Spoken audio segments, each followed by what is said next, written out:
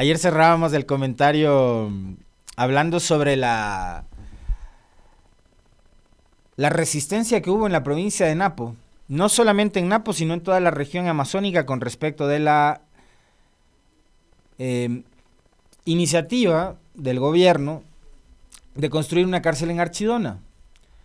Y hubo tal nivel de organización y tal nivel de adherencia a esa organización, a esa movilización, a esa manifestación,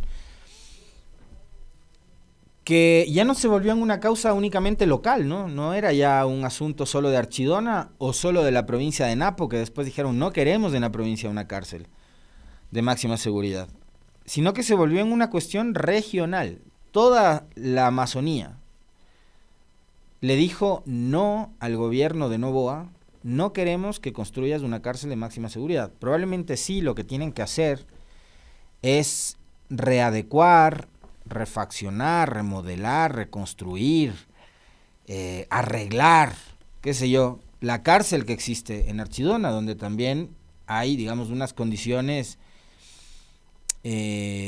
fatales con las que les toca convivir todos los días a los privados de libertad. ¿Mm? Es una cárcel que además está improvisada en una infraestructura que no fue construida justamente para eso, para ser ocupada como una cárcel, sino probablemente ahí, no sé, habrían pensado en hacer una escuela, un colegio, y esas instalaciones han sido adaptadas para que ahí funcione una cárcel. Entonces lo que sí les tocará es, de alguna manera, refaccionarla, reconstruirla, remodelarla, qué sé yo, pero lo que han dicho los ciudadanos de Archidona, de Napo y de la Amazonía es no queremos cárcel en nuestro territorio, y peor todavía una cárcel de máxima seguridad en la zona urbana, cerca de escuelas, de colegios, de donde vive la gente, de la zona residencial de Archidona.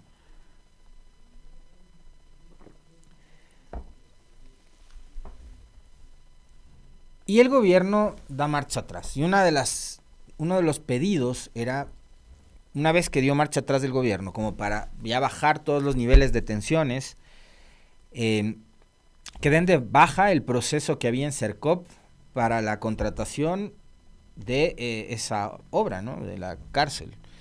Entiendo que eso ya ha sucedido, pero ¿qué pasó después? Y esto no pudimos ya ayer complementar en el comentario y alargarnos, porque se nos acababa el tiempo. Tiene que ver con las iniciativas que llegaron posteriormente. Entiendo que la que además creo que más le agrada al gobierno es la que tiene que ver con el cantón Salinas de la provincia de Santa Elena, que además el alcalde es adherente de ADN, simpatizante del gobierno y amigo personal de Noboa, creo, ¿no?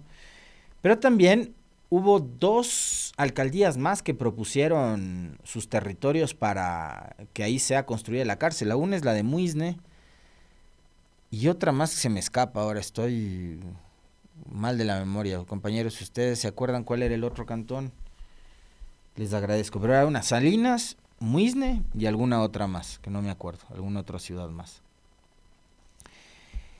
Y claro, entonces el gobierno ayer saca un comunicado que lo leímos con ustedes y posteriormente también la municipalidad de Salinas eh, se pronuncia y ve la construcción de la cárcel como que si fuera un generador de desarrollo. Probablemente durante la construcción, y sí, ¿no? O sea, para construir un complejo arquitectónico tan grande como una cárcel vas a necesitar mucha mano de obra, trabajadores, me imagino que durante el tiempo que dure la construcción de ese edificio o edificios, vas a necesitar muchos materiales de construcción, vas a dinamizar de alguna manera la economía local. Pero, ¿qué pasa después de que ya todo eso se termina? Eh, ya eso se acaba, ¿no? Y más bien puede suceder lo que ha sucedido, por ejemplo, con lo de la penitencia del litoral, que creo que es el ejemplo más catastrófico, más terrorífico y el mejor ejemplo posible de lo que puede ocurrir con una cárcel cuando además no hay los suficientes controles dentro y fuera de la cárcel. lo que sucedió la semana pasada y que lo relatábamos aquí con ustedes, ¿no? Cuando se arma una balacera y seguramente había un objetivo claro de ese atentado, pero termina falleciendo un vendedor ambulante. O podríamos mencionar todos los atentados que ha habido durante los últimos meses y años en los exteriores de esa cárcel, donde han sido asesinados directores de la misma, ¿no es cierto? Y guías penitenciarios, además. Entonces, el asunto no es solo el hecho de que vas a hacer una gran obra de infraestructura, que además es una cárcel. No sé si, además, creo que estamos entendiendo esto bien. Yo me acuerdo cuando, en la época de Correa, viajábamos a las coberturas. A mí me correspondió en varias ocasiones, creo que sí les he contado, hacer cobertura con respecto de Muisne en Esmeraldas, Sucre en Manabí, es verdad, Bahía de Caracas, y el Empalme en Guayas. Gracias, querido Dante, por el dato. Esos son los 3 cantones que estaban ofreciéndose, además de Salinas. Cuando estaban construyendo, por ejemplo, Coca-Cola Sinclair, estamos hablando de una hidroeléctrica, ¿no? Que además ahora ha salvado los muebles a gobiernos que fueron parte de todo el esquema mediático y político que se encargaron casi que de despedazar a Coca-Cola Sinclair, ¿no? Que decían que se iba a ir cargando el río Coca toda la hidroeléctrica, que estaba hecha con legos, con materiales de pésima calidad, que tenía 55,000 millones de fisuras, ¿no? Y que no servía. Yo fui uno de los tantos periodistas, y eso es lamentable, ¿saben? Porque cuando íbamos a las coberturas, yo no era el único periodista que iba. Al lado mío viajaban periodistas de todos los medios de comunicación nacionales del Ecuador. Habían reporteros de Coavisa, de Teleamazonas, de TC Televisión, en esa época de Gama TV, de Canal 1 existía en esa época, RTS, del Universo, del Expreso, de La Hora, de todos los medios de comunicación que ustedes se puedan imaginar. Entonces yo no era el único periodista que estaba ahí. No era el único que estaba atestiguando lo que estaban construyendo, que era una cosa monumental. O sea, uno solamente estando ahí, creo que eso, en mi caso personal, sí sirvió, digamos, más allá de la experiencia de la cobertura, de ir y cumplir con una misión que te encargaba el canal de televisión. Estando ahí, tú puedes dimensionar cuál era el alcance y la magnitud de una obra como Coca-Cola Sinclair. Y todo lo que generaba alrededor, ¿no? Fábricas de las famosas dovelas, ¿no? De estas ruedas con las que recubrían los túneles que dejaba haciendo la tuneladora. Una tuneladora muy parecida a la que operó para la construcción del metro de Quito, una cosa gigantesca, enorme. Creo que era alemana la tuneladora que usaron en lo de Coca-Cola. Yo fui justo cuando la tuneladora empezó a romper la roca en la montaña y empezó a trabajar. Entonces, había fábricas de material metálico para las famosas dovelas, ¿no? Y después ferreterías y después restaurantes, porque tenías además que alimentar a como 2,000 trabajadores que estaban construyendo y que eran parte de la empresa que llevó adelante la construcción de la hidroeléctrica. Y todo lo que iba generando esa dinámica económica, ¿no? Pero posteriormente, la empresa construyó escuelas y construyó centros de salud. No dentro del complejo de Coca-Cola, no. En las poblaciones aledañas, de donde además eran los trabajadores y donde estaban los hijos de los trabajadores, las esposas, las familias de los trabajadores, los padres de los trabajadores. Y ahí se construyeron centros de salud y se construyeron escuelas. Se construyeron hasta iglesias. Como parte de las regalías que iba obteniendo la empresa, que después se devolvían en beneficio para la comunidad. Pero en este caso, fíjense la diferencia. No estamos hablando de una cárcel, pues, para encerrar seres humanos. Estamos hablando de un proyecto que todavía hoy le sigue dando electricidad al país y seguramente le dará electricidad por largo tiempo al país, que es Coca-Cola Sinclair, que es un proyecto de desarrollo, no es un proyecto energético. No es una cárcel. Pero acá además estamos hablando de estas mega obras que tienen que ver con centros de confinamiento de seres humanos, a los que se les debería brindar otro tipo de oportunidades. Lo que deberíamos apuntar en este país, y alguien lo decía en estos días, no recuerdo quién, pero digamos que es algo que sobre lo cual uno viene también reflexionando y pensando permanentemente, ¿no? Este país lo que más necesita son escuelas, este país lo que más necesita son colegios réplicas, que se dejaron de hacer además, ¿no?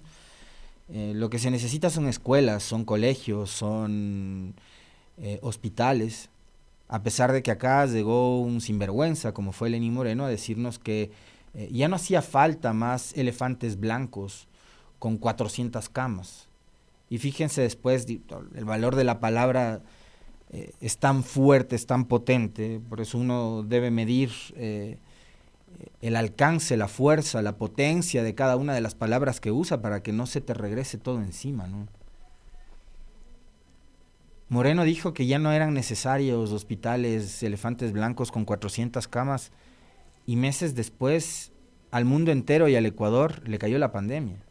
Y fueron justamente esos elefantes blancos con 400 camas, que eran parte de la red pública de salud, los que terminaron salvando miles de vidas.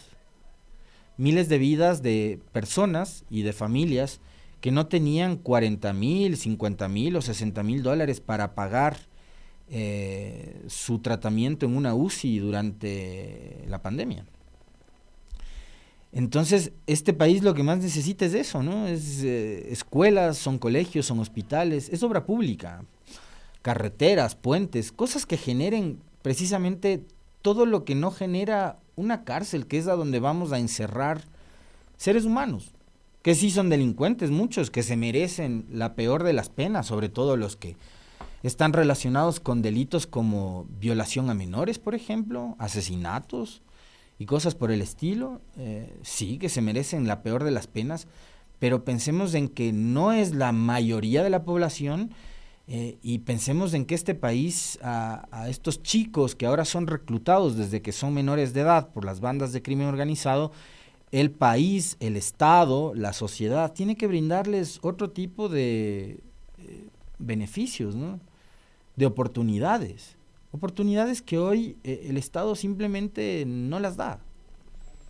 ¿Por qué? Porque la prioridad, fíjense ustedes, es construir cárceles. Cuando la prioridad antes era que la construcción de cárceles, además, eran un hecho complementario, pero porque además en ese momento eran necesarias, pues. El otro día, a propósito de una publicación de prensa, ¿qué hacen, no? De los últimos reportes que han hecho medios como The Economist o la organización Inside Crime, que además son estudios, en el caso de Inside Crime creo que es un estudio mucho más detallado y largo.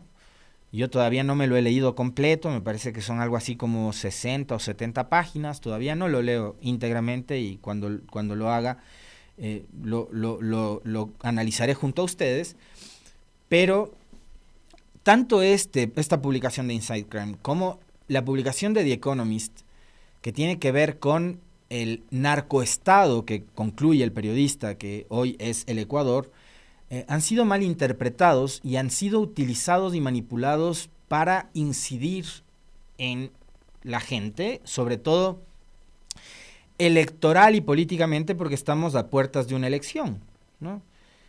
Entonces, como resumen, los periodistas, entre comillas, y los medios de comunicación, que me parece que han hecho una revista y una lectura al vuelo de estos dos documentos, lo que dicen es que obvio, ¿no? Lo que nos han hecho creer durante los últimos 7 años, que el culpable de que el Ecuador hoy sea un narcoestado es Correa, y de que la crisis carcelaria y la violencia en las cárceles ha sido provocada por el modelo de Correa. Ese es el resumen que ustedes se van a encontrar en portales digitales que intentan hacer periodismo, porque no lo hacen, pero que además son dirigidos por gente que fue en algún momento decana de escuelas o facultades de comunicación, como La República, por ejemplo, de este señor Gijón, que fue vocero de Guillermo Lasso, diciendo que el modelo de las cárceles implementado durante la época de Correa fue un fracaso y que ese es el hito que ha provocado que hoy el país viva los niveles de inseguridad que vive y bla, bla, bla, bla. Y yo recordaba que cuando Correa asumió el poder, y hasta el 2014, fíjense ustedes, desde el 2007 y hasta el 2014, o sea, 7 años después de que Correa asumió el poder, recién en el 2014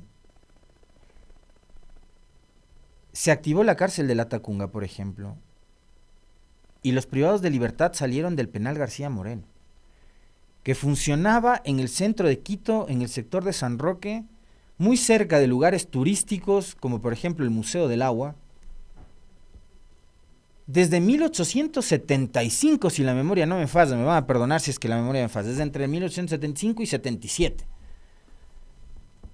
Pero se dan cuenta desde hace cuánto tiempo funcionaba ese panóptico en el pleno centro histórico de Quito, y que bien podría convertirse ahora en un atractivo turístico más, finalmente. Creo que en algún momento se hicieron recorridos y visitas turísticas al penal, pero hasta el 2014 funcionó, y es recién en el 2014, 7 años después de que Correa asumió el poder, que se implementan estos nuevos modelos de cárceles, que a la larga también nos han terminado resultando cortos por esta escalada de la violencia y porque cada vez sí son más necesarias, no sé si o cárceles más grandes o más cárceles, pero creo que tampoco esa es la solución, pues. Lo que se necesita no son lugares de confinamiento de delincuentes donde además entran a juntarlos entre bandas para que se profesionalicen en sus artes de delinquir y para que se hagan más fuertes, sino centros de rehabilitación social como en algún momento lo fueron. Y ahí hubo también muchos canales de televisión, reportajes de televisión, de periodismo, que hicieron esfuerzos por reportar y por comunicar sobre los proyectos que había dentro de los centros de rehabilitación social, y en ese momento sí se les podía llamar así, para tratar de reinsertar a los privados de libertad, dándoles oportunidad, por ejemplo, de que aprendan ciertos oficios como la carpintería, ¿no? Como hacerse soldadores, qué sé yo. Otros tuvieron la oportunidad incluso de estudiar a distancia, ser abogados, etcétera. Y eso pasó, pero de esas cosas se olvidan, ¿no? Y después también, otra cosa que se olvidan, y que son además pocas las voces calificadas que lo denuncian, que lo dicen, más allá de los que en algún momento fueron funcionarios del gobierno de Correa, que probablemente no tienen el mismo nivel de espacio, de cobertura en los medios de comunicación, porque todavía hoy, en 2024, hay bloqueo mediático. Hay gente profesional con la que nosotros hemos conversado una infinidad de veces, que además están relacionadas con la propia fuerza pública, ¿no? Como el general Mantís, el general Altamirano y algunos otros, que nos han dicho que acá hubo un momento clave para empezar a vivir este descalabro en materia de seguridad, que tiene que ver con la desinversión en lo público. ¿Por qué hoy el Ecuador está como está con las vías? Porque dejaron de invertir en carreteras, pues. Cuando antes se burlaban, ¿no?, con el famoso tenemos carreteras, ahora no tenemos ni carreteras. Ya, pero el problema es que ahora no solo es que no tenemos carreteras, pues. Ahora el problema es que no tienes escuelas, que no tienes colegios, que no tienes educación, que no tienes salud, que no tienes medicinas y que tampoco tienes seguridad. Porque, entre otras cosas, no solo le han recortado estos gobiernos de corte neoliberal que hemos tenido, asesorados muy mal asesorados por el Fondo Monetario Internacional, que digamos en lo último que está pensando es que se incrementen los valores de inversión en servicios públicos como la educación y la salud, lo que han hecho es dejar de invertir también en seguridad. Entonces se eliminaron ministerios como el Coordinador de Seguridad, se eliminó la Secretaría Técnica de Drogas, se eliminó el Ministerio de Justicia, se fusionó el Ministerio de Gobierno con la Secretaría de la Política, el Ministerio del Interior con la Secretaría de la Política, convirtiéndose en Ministerio de Gobierno, para hablar con mucha más propiedad. Y eso significaba no solo suprimir instituciones, sino suprimir también lo más importante más allá de las instituciones, que es la política pública. En este país había política pública de seguridad, hasta el 2017. En adelante, cuando asume Lenín Moreno, y cuando con él todos los ministros que llegaron, a todo nivel además, ¿no? Ahí trataron de desactivar incluso el sistema de riesgos, acuérdense. Había una Secretaría Nacional de Riesgos, ahora reducida a una Dirección Nacional. Había un ministerio que se encargaba del tema de riesgos por si ocurre un terremoto, un deslave, una tragedia. Había un ministerio con recursos, operativo, con personal, y lo destruyeron. Y lo mismo pasó con la seguridad. Entonces ahora, digamos, es complejo esto porque además uno se pregunta, es tan fácil como decir, ya, ok. Además me he encontrado, perdónenme que haga aquí una digresión, pero me he encontrado con algunos analistas, es que de verdad cada vez es más necesario utilizar las comillas para hablar de los constitucionalistas, de los analistas, de los periodistas y de los expertos. Porque sí hay que poner, de verdad que además de la comilla, un signo de interrogación al final.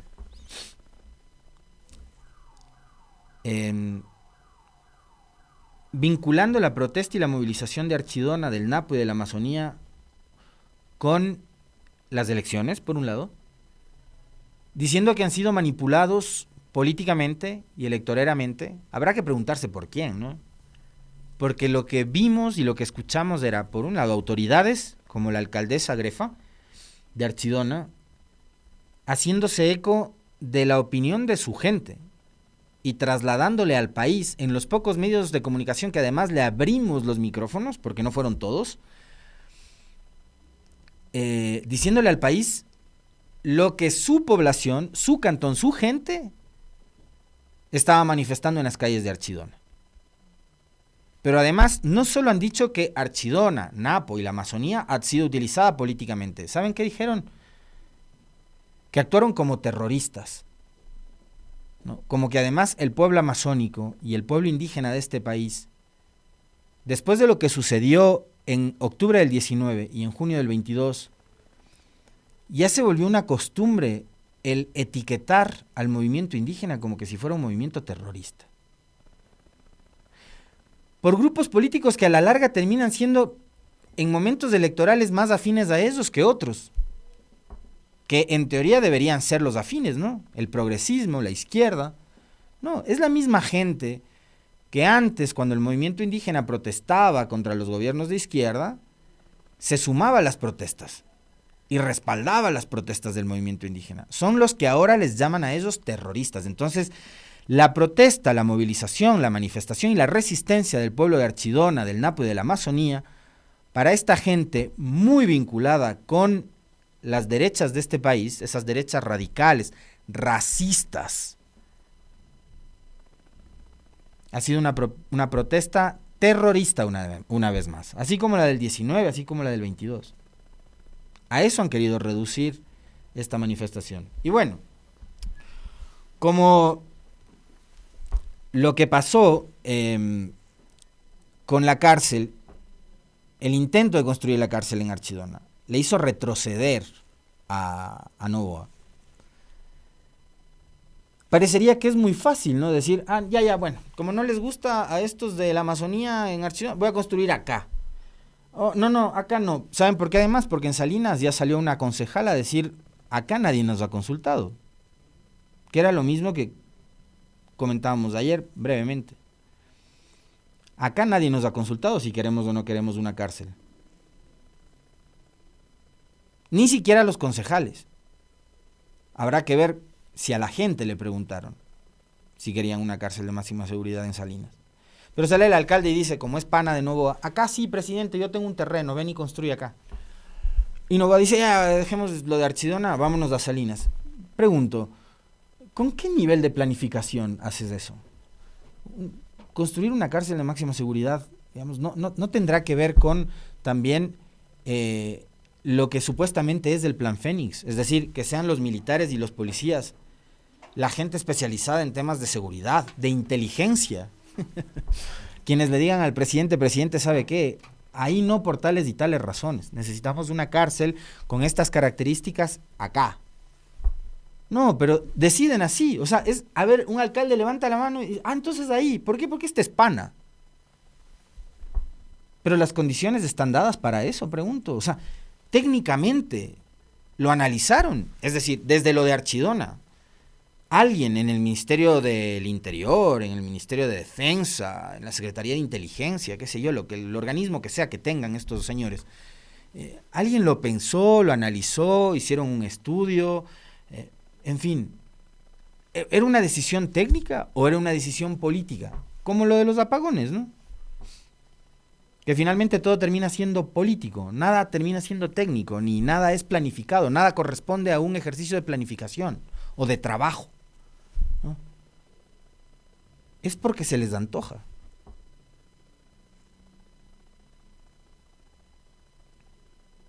Es porque se les antoja, eso es realmente increíble. Y cierro el comentario con algo que fue noticia ayer. El gobierno sanciona incumplimientos de Progen, de esta empresa a la que le dieron un anticipo millonario y que de pronto dejaron de contestar y aparecer, ¿no? Y refuerza la transparencia en proceso contractual, pero todo esto después de que se encienden las alarmas, pues, ¿no? El Ministerio de Energía y Minas informa a la ciudadanía que ejecuta las acciones necesarias en conjunto con entidades de control en estricto apego a las leyes vigentes. Eso de en conjunto con entidades de control quiere decir Contraloría, me imagino, ¿no? Para garantizar el cumplimiento de las cláusulas contractuales en los procesos de adquisición de equipos de generación para Salitral y Quevedo. En este contexto, comunicamos lo siguiente, 2 puntos. 1. La empresa proveedora de los equipos fue notificada por diversos incumplimientos en los plazos de entrega e instalación a las unidades de generación. Por esta razón, se ha impuesto hasta el momento una penalización de $900,000 por infracciones a la empresa Progen. Le ponen una multa económica, casi $1 millón, $900,000. Los funcionarios incluidos el gerente de Selec, es decir, los giles, ¿no? Los que firmaron los contratos. O sea, que no hay ningún ministro, como nos dijo ayer la doctora Vivanco, es decir, la manada de giles a los que les hicieron firmar los contratos. Los funcionarios incluidos el gerente de Selec de Termopichincha y los administradores del contrato, que habrían incurrido en prácticas que entorpecieron el proceso, fueron retirados de sus cargos y serán sujetos de las investigaciones correspondientes. Estos van a correr el mismo camino y la misma suerte que a robo. ¿Ya? ¿Por qué? Por giles. Para garantizar la transparencia, el gobierno solicitó a la Contraloría General del Estado un examen especial iniciado el pasado 13 de diciembre de 2024 que abarca las fases preparatorias, precontractual, contractual de ejecución y pago de los contratos emergentes. La Contraloría se les anticipó. No es que el gobierno le ha pedido un examen de auditoría a la Contraloría. ¿Ya? Sorprendentemente la Contraloría se anticipó. Erráticamente también, porque ayer ustedes le habrán escuchado a la doctora Vivanco, que no hicieron las cosas como debieron hacer, ¿ya? ¿Habrá sido involuntario el error? No sabemos, ¿ya?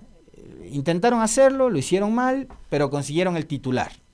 La Contraloría era un examen a Progen y tal. Y ahora el gobierno dice, es por pedido del gobierno. Nadie dijo el fin de semana que era por pedido del gobierno.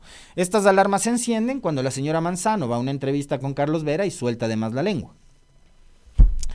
Esta cartera de Estado mantiene un seguimiento exhaustivo de todos los procedimientos, asegurando que las garantías contractuales se mantengan vigentes. Más allá de estas acciones, retrasos e incumplimientos, es preciso recalcar que se ha constatado el avance de las obras civiles en Quevedo y Salitral y que han llegado al país 23 equipos electrógenos que generarán alrededor de 83 megavatios. Asimismo, en reuniones de trabajo se han presentado los cronogramas de envíos de los equipos auxiliares y transformadores, los cuales se prevé que arriben al país, ojo, entre el 24 de diciembre, Navidad, y el 15 de enero del 2025. ¿Qué están haciendo con esto? Están abriendo el paraguas. ¿Para qué? Para tener un pretexto y decirle a la gente, cuando llegue el 20, estamos a 2 días, de, ojo, no es por culpa nuestra, ¿no? Es porque Progen no envió todos los generadores. Entonces lo que están haciendo con este comunicado y con estas frasecitas elaboradas es abriendo el paraguas. Porque habrá que ver cuando llegue el 20 si cumplen con la promesa y el ofrecimiento de Novoa de que se acaben los apagones. Y el último párrafo del comunicado es más de lo mismo, ¿no? El Ministerio de Electricidad, bla, bla, bla. En fin.